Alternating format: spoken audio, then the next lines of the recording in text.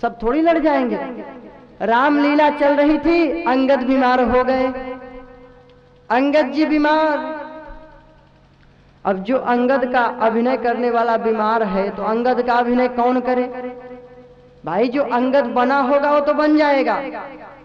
सबके बस की है क्या अंगद का अभिनय करना? कोई नहीं मिला। एक मोटे ताजे छगन हलवाई थे, मिल गए। उन्हीं को पकड़े लोग, भाई चलो 50 रुपए मिलेंगे, मिठाई मिलेगी। प्रसन्न, लाओ मिठाई 50 रुपए का। अभी नहीं, पहले आप अंगद का अभिनय करिए। बोले ठीक, क्या करना होगा? बोले अंगद बना दिए जाओगे और फिर रावण आपसे पूछेगा कि तुम कौन हो, तो बता देना कि मैं बाली का पुत्र राम का दूत अंगद हूँ। इसके बाद क्या बोलना है पर्दे के पीछे से हम लोग बताते रहेंगे। बोला ठीक। अब गोंद से लाल पीली रुई सब चिपका दी गई शरीर में, नकली पूंछ बांध दिया गया, गदा दे दिया गया। बोले अब तुम अंगद हो। मुख लाल रंग दिया गया। बोले ठीक, अंगद हूं। गए मंच पर, पर्दा खोला गया। विशाल काय शरीर वाला 10 सिर का रावण बैठा है। अब कभी अंगद तो बने नहीं है। रावण डांट करके पूछा, ए बंदर के बच्चे तू कौन है? अब अंगद तो कभी बने नहीं थे। हवा निकल गई इनकी, घबराए। बोले माफ करना, मैं कोई अंगद वंगद को नहीं जानता, मैं तो इस गांव का छगन हलवाई हूं। पर्दा गिराया गया, रामलीला बंद की गई। तो महाराज सबके बस का नहीं अभिनय करना। भगवान से जो युद्ध करे वो भी कोई साधारण इंसान नहीं है।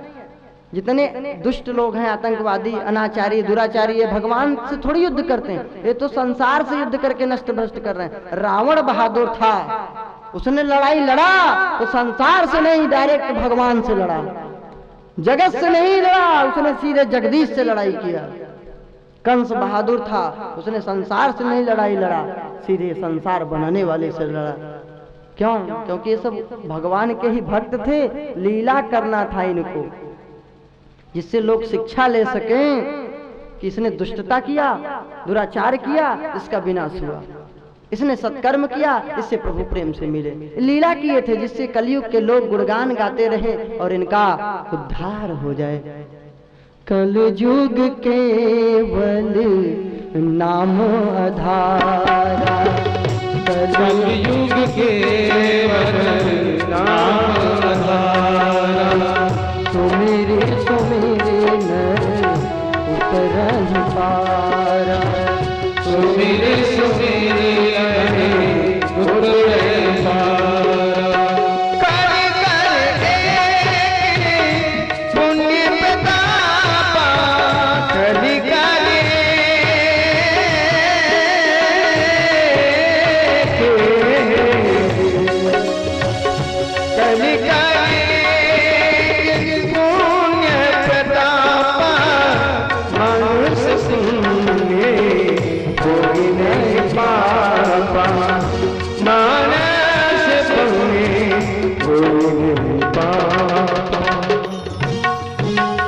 कलयुग में भगवान की लीला कथाओं का गुणगान गाते रहिए, आपका बेड़ा पार हो जाएगा। क्योंकि अब वो समय नहीं है कि आप तपस्या कर सकें। आप अगर करना भी चाहें तो आपकी आयु उतनी नहीं है न।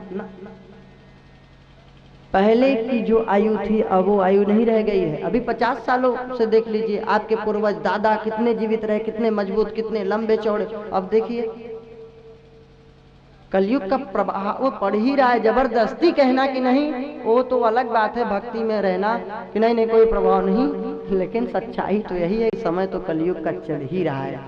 हाँ, इतना जरूर है कि रात्रि का समय है, अंधेरा है, सूर्य उदय होगा, ऐसी कल्पना करना भी मूर्खता है।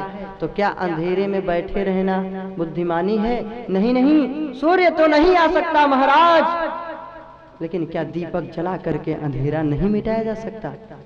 दीपक जला के अंधेरा को मिटाया जा सकता है, भले सूर्य का प्रकाश नहीं। तो भक्ति का दीप जलाइए आप। सतयुग तो नहीं आएगा, लेकिन कलयुग का अंधकार भी आपके ऊपर प्रभाव नहीं डाल पाएगा, निश्चित। और कलयुग उसकी एक विशेषता भी। आपके मन में किसी के प्रति गलत भाव आया तो पाप नहीं लगेगा, गलत करोगे तब लगेगा। मन में मान लो भूल से आ गई तो नहीं लगेगा, लेकिन मन में अगर कुछ अच्छी भावना उदय हो गई, दूसरे का कल्याण करने की, ये नहीं हो, केवल ऐसी भावना आ गई महाराज, तो मानसिक पुण्य, मानस पुण्य, मानसिक पुण्य आपको मिल जाएगा, उसका फल। मानसिक पुण्य का फल मिलेगा, लेकिन मानसिक पाप का फल नहीं मिलेगा। कितना धन्य है, कलयुग भी विलक्षण है, इसकी भी जरूरत रही होगी, तभी तो भगवान ने बनाया। तो इसमें आप बस अपने धर्म कर्म पे चलते रहिए, धीरे धीरे आगे बढ़ते जाइए, भक्ति का दीप जलाते जाइए। सूर्य की रोशनी तो सतयुग जैसी नहीं आएगा, ज्ञान का प्रकाश, लेकिन कलयुग का अंधेरा भी न रहे, इसलिए केवल एक दीपक की जरूरत है। निश्चित दिव्यता आएगी, कल्याण होगा। तो ये सब मनवंतर युग का नाम है, कल्प का नाम है। तो ये सब भगवान के पार्षद थे, श्राप के वशीभूत होके असुर योनि में, दैत्य कुल में जन्म लिए थे। दैत्य इसलिए बोले गए कि दिति के पुत्र थे, और असुर इसलिए बोले क्योंकि ये सुर में नहीं थे। हाँ, इनका सुर ही अलग रहता था, इसलिए असुर कहे गए। सुर अर्थात देवता लोग, तो लोग सुर कहे गए क्योंकि वो लोग एक मत थे, असुर एक मत नहीं थे। एक बोलता कुछ है तो दूसरा कुछ बोलता है। अच्छा, असुरों का आपस में भी कोई संगठन नहीं। हाँ, अब इनका एक दल नहीं होता, कहीं इस दल में सम्मिलित होते हैं, कभी उस दल में सम्मिलित होते हैं, कभी रावण की जी हजूरी, कभी अहिरावण महिरावण की जी हजूरी। हाँ, और जब कई दल बदलोगे तो फिर तो दल है। अगर कई दल हो जाएगा, एक दल हो तो ठीक, और कई हो गए तो दल, फिर तो दल में जाओगे, फिर तो असुर बनोगे ही। हाँ, आजकल इंसान भी कभी इस दल में सम्मिलित, कभी उस दल में। हाँ, कभी दिखावा करके भक्ति भी कर लिया, हाँ, कभी नाच नौटंकी भी देखने चला गया। एक ही काम करो ना, रावण जैसे बनो। दुष्ट था तो बढ़िया से दुष्टता का अभिनय किया, न राम में न रहीम में, न तो भक्त हो, दुष्ट ही बन जा रहे हो। फिर तो नौटंकी ही देखिए, नाश करिए अपना। कैसे सत्संग में जाते हो, और सत्संग में जाने के बाद भी वही गंदगी, वही कीड़ा बनना नाली का, क्या मतलब, क्या फायदा। इसे अच्छा सत्संग में न जाओ, न पूजा करो, न भजन, तभी अच्छा। मंदिर में जाते हैं, दीपक जलाते हैं, देखते हैं पिक्चर, नाच नौटंकी, गंदी फिल्में, बाहरे भक्ति, बाहरे श्रद्धा, बाहरे आदर, बाहरे विश्वास। पहले के लोग इतना विकास नहीं किए थे, गंदी दृश्य नहीं देखते थे। पहले के लोगों में श्रद्धा होती थी, बड़े भाई के आगे ऊंची आवाज में बात नहीं बोलते थे, माता पिता पर श्रद्धा रखते थे। आज बड़े भाई भाड़ में जाए, माँ बाप की ही कोई नहीं सुनता। हाँ, माँ बाप की ही नहीं सेवा करते, तो लोग अब दलदल में फंस गए। अब तो महाराज बिल्कुल हिसाब किताब विचित्र है। कभी उसकी बात बोलेंगे हाँ ठीक कहते हो, कभी उसकी बात कहेंगे ठीक है। बुद्धि बिल्कुल विक्षिप्त हो गई है। और कुत्ते भी महाराज, अगर एक मत का आदमी ना हो तो भगा देता है कुत्ते को। हाँ, एक बार एक कलुआ कुत्ता नाराज हो गया, चला गया, दूसरे दल में सम्मिलित हो गया। फिर लौट के आया जब, तो और कुत्तों ने कहा तो फिर से लौट के आ गया, अरे कलुआ, अरे जा, चला जा यहाँ से, अरे दल बदलुआ, तेरे लौट आने से हैरान हैं हम, तुझे दल में सम्मिलित कर ले, क्या इंसान हैं हम। हाँ, इंसान वही कर्म करेगा, वही छोड़ेगा, वही करेगा। इससे अच्छे तो कुत्ते ही ठीक। फिर सृष्टि का विस्तार होने के लिए शुरुआत हो रही है। अब कर्दम जी का प्रसंग आता है। बताया था ना, कर्दम ऋषि के साथ मनुष्य शत्रुपा ने अपनी बीच वाली पुत्री देवहूति का विवाह कर दिया।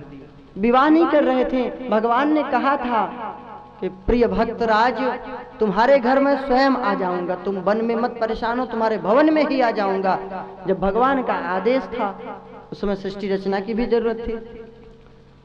तो विवाह कर लिए और बोली कि जब भी संतान होगा मैं तुरंत चला जाऊंगा, घर छोड़ के भजन करूंगा। स्वीकार कर लिया देवहूति माता ने भी और मनुष्य शत्रुपा ने भी। निरंतर सेवा करती। करदम जी इतने तपस्वी थे महाराज, सिद्धपुर जिला गुजरात में है। यहाँ पे नारायणसर है। पितृपक्ष का गया में होता है, मातृपक्ष का गया यहाँ होता है।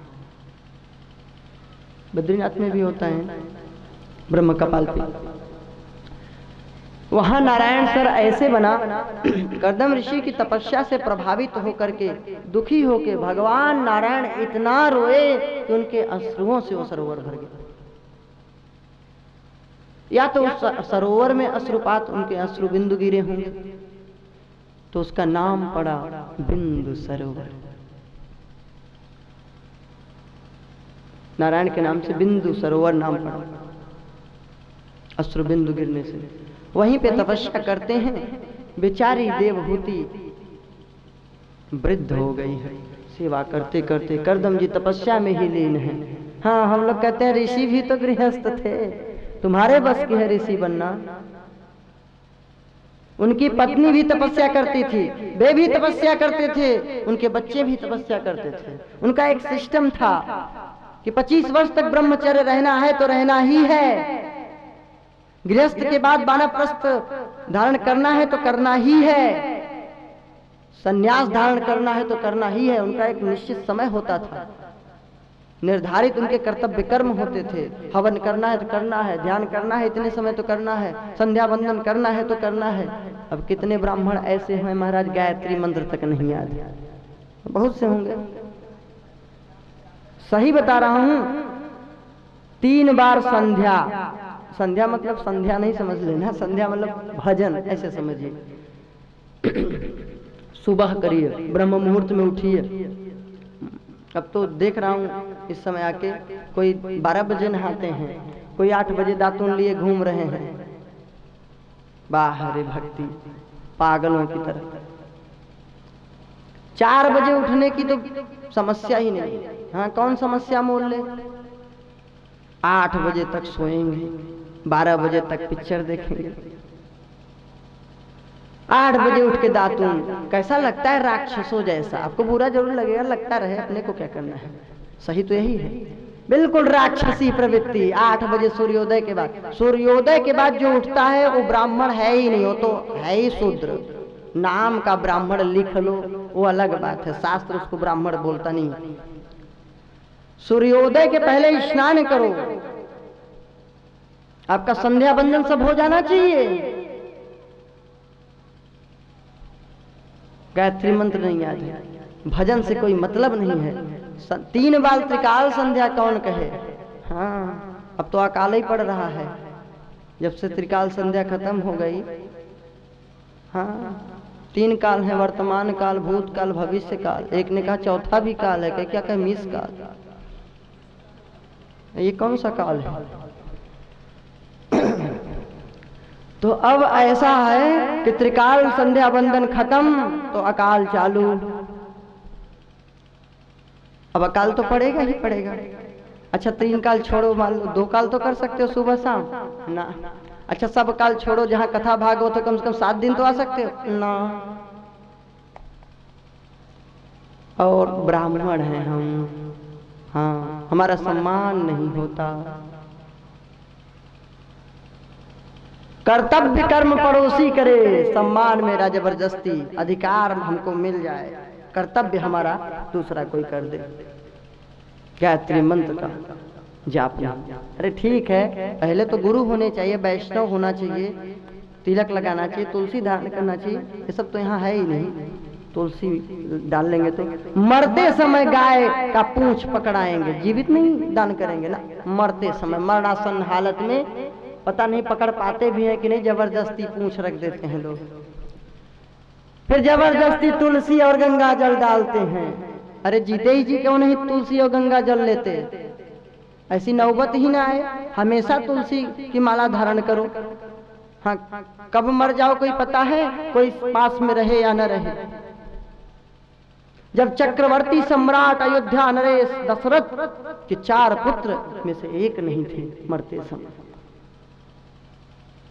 इतने बड़े राजा, हम लोग सोचते हैं कि हमारे सब रहेंगे। चक्रवर्ती सम्राट, पूरे दुनिया के एक छत्र राजा दशरथ जी जब मरने लगे तो महाराज 4 पुत्रों में से एक पुत्र भी नहीं थे। ये है विधि का विधान।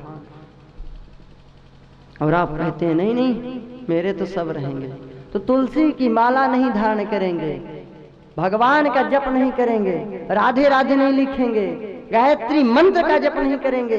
जब यज्ञ पवित्र होता है तो यही मंत्र देते हैं, वो भी नहीं जपना। 8 बजे उठेंगे, कहें बीमारी घेरी है। जब 8 बजे उठोगे, न प्राणायाम करोगे, न भजन करोगे, न जप तप है, कुछ संयम नहीं है, नियम नहीं है, चाट पकौड़े खाने से स्वस्थ रहोगे।